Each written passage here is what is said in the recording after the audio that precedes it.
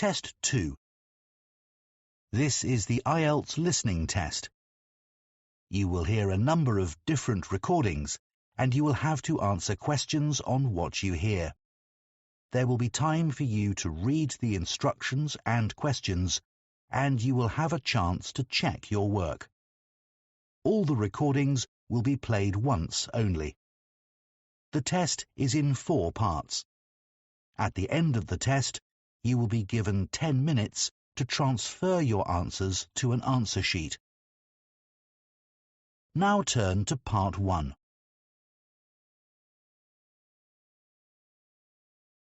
Part 1.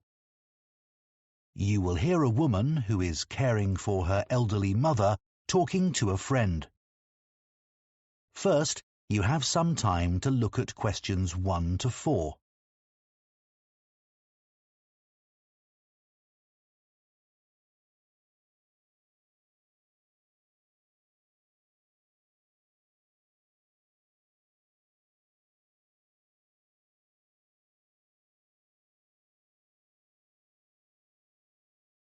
Now listen carefully and answer questions 1 to 4.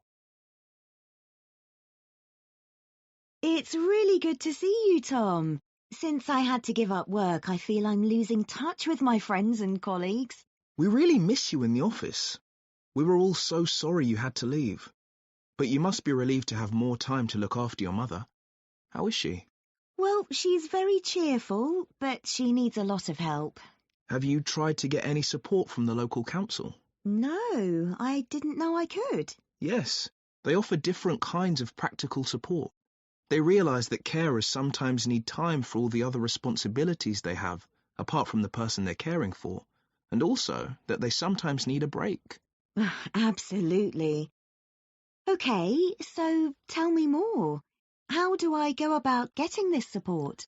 Well, you'd have to have an assessment of your mother's needs. That means someone would come round and talk to you about the situation and what you need. So, for a start, they'd want to know the amount of time you spend looking after your mother every day. OK. Then they'll probably ask you what sorts of tasks you do for your mother during the day. Things like if she needs help with getting dressed, for example. Right, I help her with that. And also I help her get into the shower in the morning. Yes, that sort of thing. They'll probably ask you if you do the shopping for her and help her at mealtimes, and whether she can cope using money. Yes, that's becoming a bit of a problem. She used to be very good at it, but not anymore. Before you hear the rest of the conversation, you have some time to look at questions 5 to 10.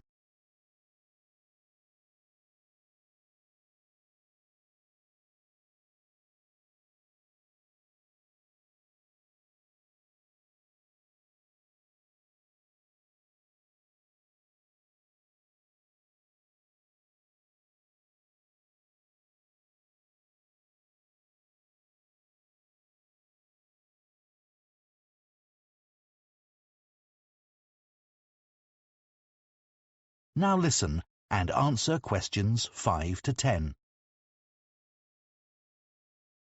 And be ready to tell them about anything you find particularly difficult about caring for your mother.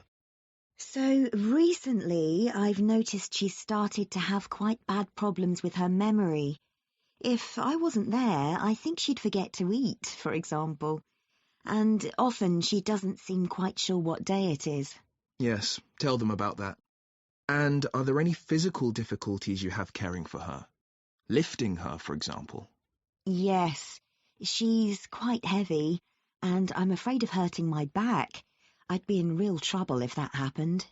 They can give you advice about that, and also about how to avoid the possibility of your mum having a fall. Great. So once they've done this assessment, if I'm eligible, what happens next?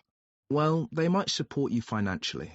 So they might help you with transport costs, like if you have to get a taxi to take your mother for an appointment, for example. I usually drive her myself, actually. So could I claim for the petrol? You could. And you can claim for the insurance too. Oh, right. And if you need help with the housework, they can arrange for someone to come along once or twice a week. And one other thing. I hope you don't mind me saying this, but it's important you look after yourself. And it seems to me you're under quite a bit of stress. I am, yes. Well, tell the council, because they may be able to give you some advice on how to minimize it. Really? Though, actually, I feel so much better having talked to you. I'll get in touch with the council straight away. Now, shall we go for coffee or something? That is the end of part 1. You now have 1 minute to check your answers to part 1.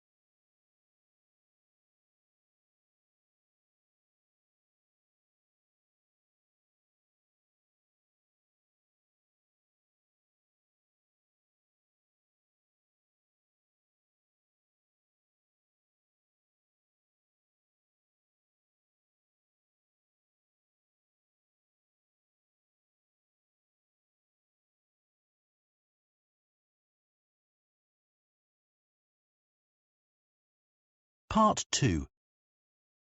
You will hear a man who works for Elmley Town Council talking to some people who want to join the small town's volunteer scheme. First, you have some time to look at questions 11 to 16.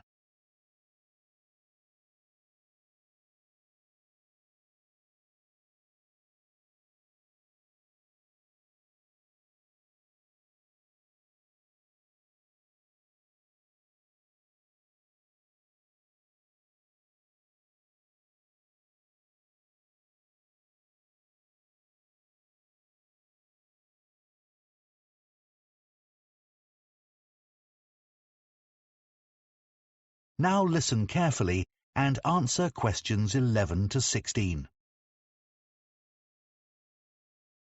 Good morning, everyone. I'm Steve Wainwright from Elmley Town Council, and I organise the town's volunteer scheme.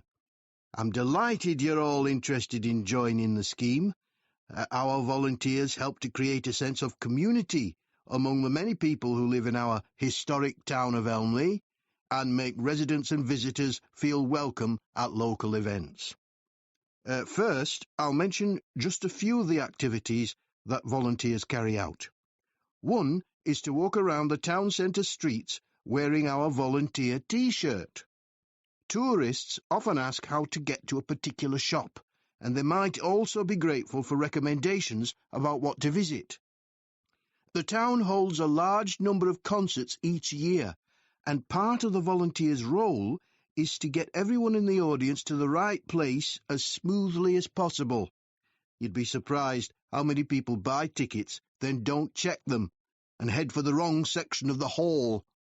Volunteers may get involved with community groups, such as sports clubs or gardeners' associations. Here, the volunteers talk about how groups can help each other. For instance, a writing group might want to travel to another town to hear a talk by a well-known author, but may not know that another club has a coach they could travel in.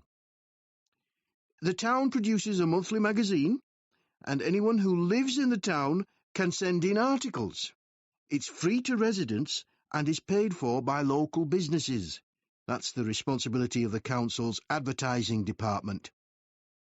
We depend on volunteers, though, to find out what people think of events they've attended, and any suggestions they have for the future.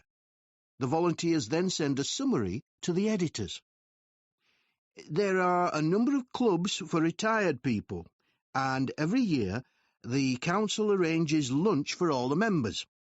The volunteers welcome the guests, and when everyone's sitting down and relaxing after the meal, some volunteers put on a show, usually around half an hour of songs and short plays. The club members really welcome the chance to chat to the volunteers at these events. The town council has a website, of course, and volunteers are asked to help by making sure residents know about it. It's updated every day with information about future activities, and we want as many people as possible to use it. Before you hear the rest of the talk, you have some time to look at questions 17 to 20.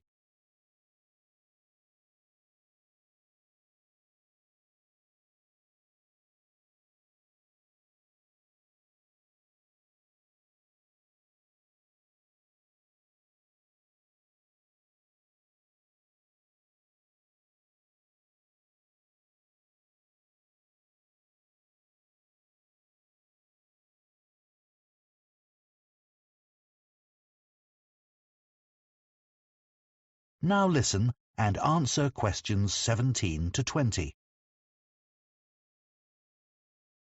OK, now you know some of the things our volunteers do. I'll go on to some practical matters. As you probably know, the town arranges 3 major festivals every year, and they all depend on a large number of volunteers. The book festival lasts 3 days and uses several venues which all need volunteers. More are needed for the music festival because that lasts a whole week, and even more help is required for the science festival, even though it's only 2 days long. It involves quite a lot of venues, though. It's a good idea to help at the festival you're most interested in, because you can attend most of the events for free. We try to use volunteers who are flexible, though, because some festival events are held outdoors, and the weather may affect the size of the audience and even whether the event can take place, so there can be changes at short notice. What's essential, though, is being able to get on well with other people and also to deal with someone who's behaving badly, as occasionally happens. Our plan is to get you all working in September, after a week's training starting on the 2nd. So we'll be timetabling you for duties the following week from the 9th onward. Later, in the week beginning September 23rd, we have a chat with each of you to find out how you feel about being a volunteer and what extra support you need. As a thank you to the volunteers, we arrange an annual event. In recent years, we've had a party in the town hall, and last year, a barbecue in Chamber Park. Our forthcoming event is a trip along the canal from here to Dewhurst and back. It's on Saturday, September the 28th, and if you'd like to attend, you can sign up once you start work. Now, this is the volunteers' T-shirt. That is the end of Part 2. You now have 30 seconds to check your answers to Part 2.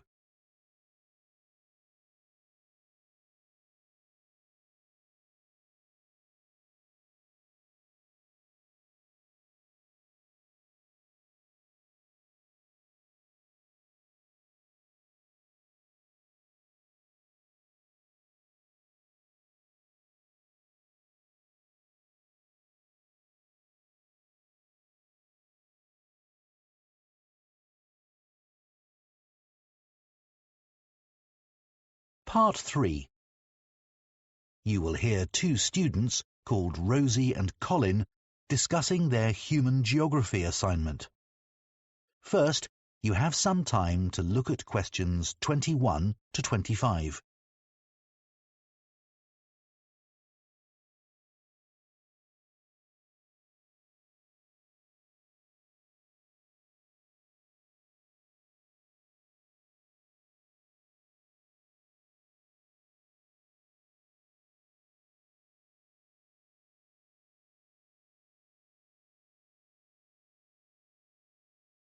Now listen carefully and answer questions 21 to 25. Colin, I'm really struggling to think of a topic for our human geography assignment. Me too, Rosie. I'll tell you what, let's think about the different aspects of human geography and see if we can narrow the topic down a bit to help us decide. OK, so one aspect is population. That would be all about population density and migration and so on. Lots of facts and statistics. Maybe a bit boring? Yeah, but quite straightforward to find on the internet. Suppose so. How about health? I'd never thought about the links between that and geography until Professor Lee gave us that lecture on cholera. How in the 19th century, a physician used street plans and plans of water supplies to find the source of a cholera epidemic. Yes, fascinating, wasn't it? Hmm. Or we could do something more general, like economies. So how financial and commercial factors are linked to the physical environment? Yeah. I thought that had been taken off the syllabus for this year. Has it? I'm not sure, but it might be best to avoid it. OK. Maybe we could do something on culture. We had that lecture about culture and geography last week. I didn't get much out of that. It was all so general, and the lecturer didn't give any useful examples. Yeah, I hardly took any notes. It didn't seem worth it. Me neither. We could focus on poverty. That's something that's a global problem. The trouble is, Dr. Lee was saying, that you have to be careful with some of the figures relating to poverty. They're sometimes deliberately manipulated. You mean the information gets changed for political reasons? That sort of thing, yes. Before you hear the rest of the discussion, you have some time to look at questions 26 to 30.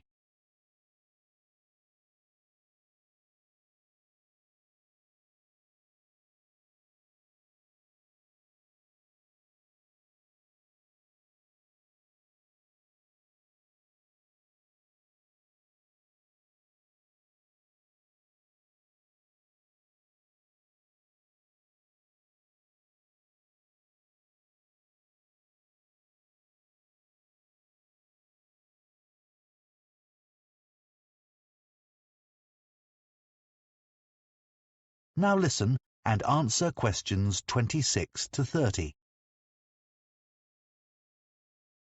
So what are we going to do our assignment on? I'll tell you what, one of the possibilities we haven't discussed is urbanisation. And now over half the world's population lives in cities. That's really important. OK, good idea, Rosie. Let's do that. I love living in a big city, but of course there are problems. Things like theft and robbery? Yes, but where I come from, that's linked to another more serious issue, which is that a lot of people don't have jobs. That's getting worse and worse. And we also still have quite a lot of people who are homeless, though that's not quite so bad as it was. It'd be nice to talk about some positive developments, like some of the new developments on the outskirts of cities. Yeah, they've opened some massive new shopping centres outside my city. Yeah, the same with mine. But it's meant a lot of the shops in the city centre are closing down. But the outskirts are ideal for buildings that need a lot of space, like for conferences. They've opened a couple of big ones. Yes, we've got some too. It'd be nicer to have more facilities for things like football too, but that's not happening where I live. Same in my area. We could include something about developing disused industrial sites. It seems like a good idea because you're not doing any harm to the natural environment. Yeah, but aren't the buildings architecturally significant? Not really. And what people forget is that they often used quite dangerous materials, chemicals and things, which haven't been properly cleared away, so the whole site has to be made safe. That can't be cheap, and I bet it's often not budgeted for. You're right. Have you read about Masdar City? In Abu Dhabi? Yes. It was designed to be a green city, wasn't it? That might be a good example of a city which set out to depend entirely on renewable energy. Yes, we should say something about that. It was designed to be totally pedestrianised too, wasn't it? With the transport underground. Yes, and they had big plans for recycling to reduce waste to the lowest possible level. But let's stick to talking about power sources. Then there's that eco-town in England, Green Hill Abbots. It set out to conform to the usual principles, sustainability and so on. A lot of people were against it at first. They said the plans were unrealistic. I'm not sure how far they've got with it. I'll check. Right.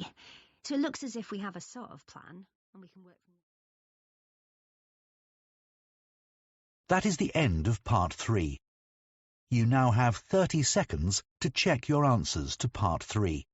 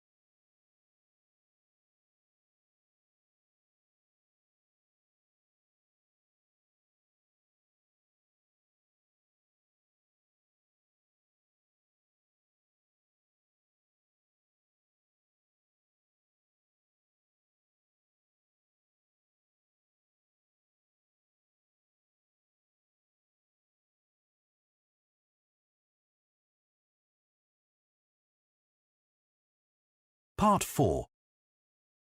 You will hear part of a food science lecture on fashions in food. First, you have some time to look at questions 31 to 40.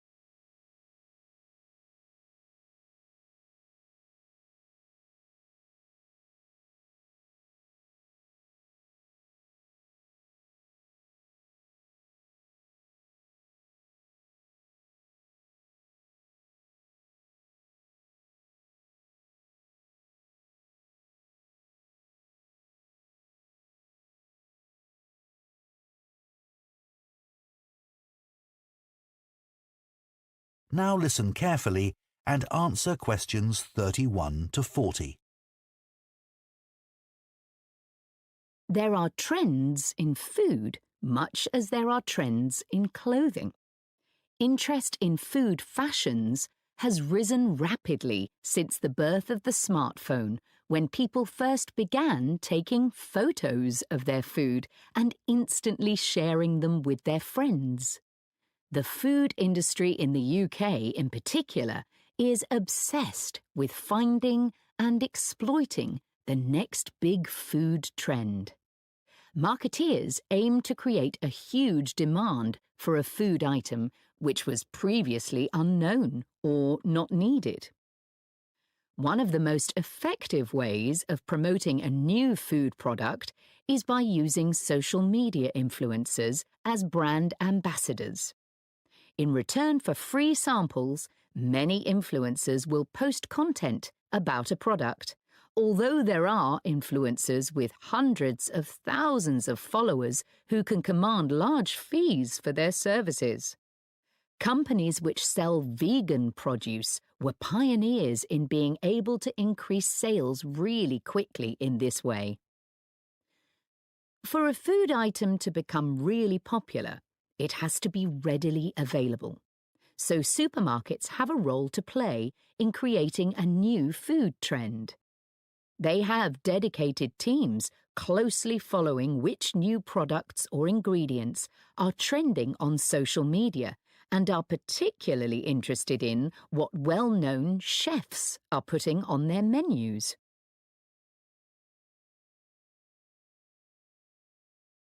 I'd like to look at a few examples of marketing campaigns which were really successful in launching a new fashion trend. Starting in the 1990s with the avocado. A British PR company was hired to raise its profile and stimulate demand. They paid for a group of journalists to travel out to South Africa to meet avocado farmers.